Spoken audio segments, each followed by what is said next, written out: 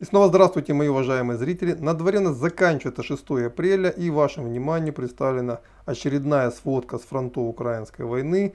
И начнем с севера на юг. И в целом я хочу в первую очередь развеять те опасения, которые мне на самом деле сыпались сегодня целый день, вчера. В первую очередь со стороны российских граждан, которые живут в приграничных территориях, что нам, Юрий, ждать.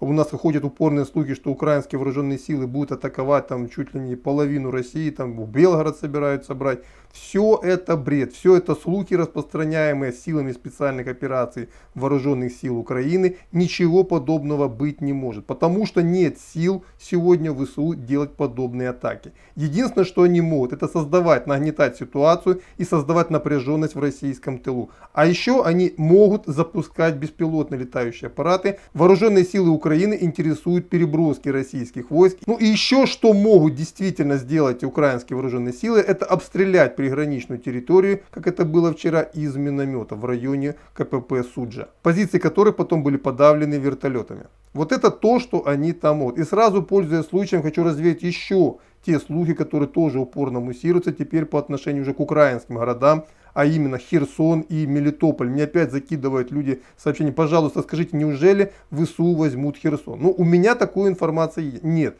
Насколько я помню, взять Херсон губернатор Ким уже впервые намечал чуть ли не 10 дней назад, может даже больше. Тогда у него ничего не получилось. Они тайно готовили группировку западнее Херсона. Это передвижение было вскрыто российской разведкой. И далее по этой группировке был нанесен мощный удар. И на этом данная атака захлебнулась, даже не начавшись. Очень похоже, с учетом тех данных, которые сегодня приходят из офиса президента Зеленского, утечка информации о том, что в руки российских силовиков попали списки украинских тероборонщиков. И в первую очередь Херсонской области. Что очень многих из них на протяжении предыдущего дня и сегодняшнего дня российские силовики либо уничтожают, либо арестовывают. Ну и я так понимаю, что очередной план штурма Херсона был связан в том числе и с вот этими вот ребятами. Ну а по Мелитополю это вообще какой-то бред. Сегодня вооруженные силы Украины, и об этом пишут все украинские паблики, думают только о том, как удержать те позиции, которые сегодня есть. Более того, они абсолютно уверены в том, что эти позиции они не удержат. И вопрос только, где они остановятся. Именно по этой причине именно сегодня была объявлена вслед за эвакуацией Донецкой области и восточная часть Днепропетровской области. Здесь также объявлена эвакуация. И по непроверенным данным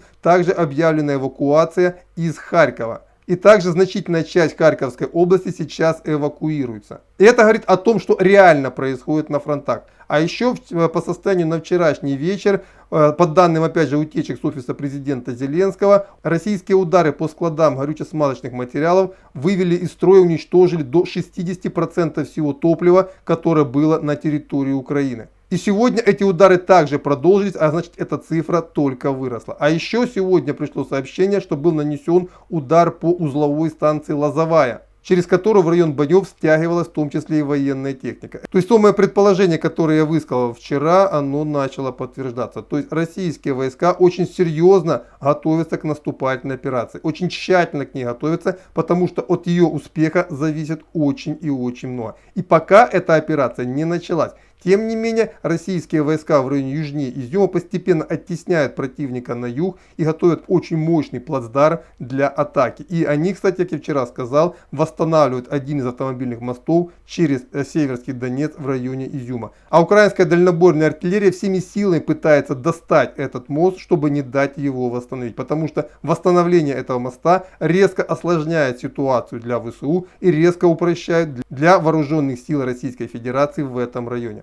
Ну и также сегодня пришли сообщения о том, что российские войска, либо войска Донецкой Народной Республики, обстреливают все более и более дальние от бывшего фронта населенные пункты севернее Авдеевки. То есть фронт тоже постепенно смещается в данном случае на запад. И для авдеевской группировки это уже становится очень и очень опасно. Ну и также очень много новостей сегодня из Мариуполя, где группировка ВСУ очень быстро теряет боеспособность. Пленные уже исчисляются сотнями. Группировка азовцев, которая обороняет Приморский район, очень быстро откатывается к морскому порту. А вчера вечером в этом районе появились самые мощные артиллерийские системы, которые есть на вооружении российской армии. Миномет Тюльпан 240 мм, по-моему, мина чуть ли не 140 кг. По сути, это мини-бомба, которую батарея Тюльпана может выбрасывать на голову противника за 1 минуту чуть ли не 10 штук. причем с очень большой точностью, которой даже не снилась авиация. А это для Азовстали по сути приговор. И также сегодня вечером пришли сообщения о том, что войска ДНР, российские вооруженные силы, вошли на территорию Азовстали, то есть по сути начали штурм этого завода. Вот это примерно то, что я могу сказать, что произошло за сегодня, за вчерашнюю ночь. Ну, к сожалению, дневного обзора сегодня не было, поэтому весь обзор я делаю сегодня вечером. Следующий обзор, предполагаю, если не будет у меня никаких форс-мажоров, завтра днем, ну примерно там в час-два дня. На этом пока все. До свидания и до завтра.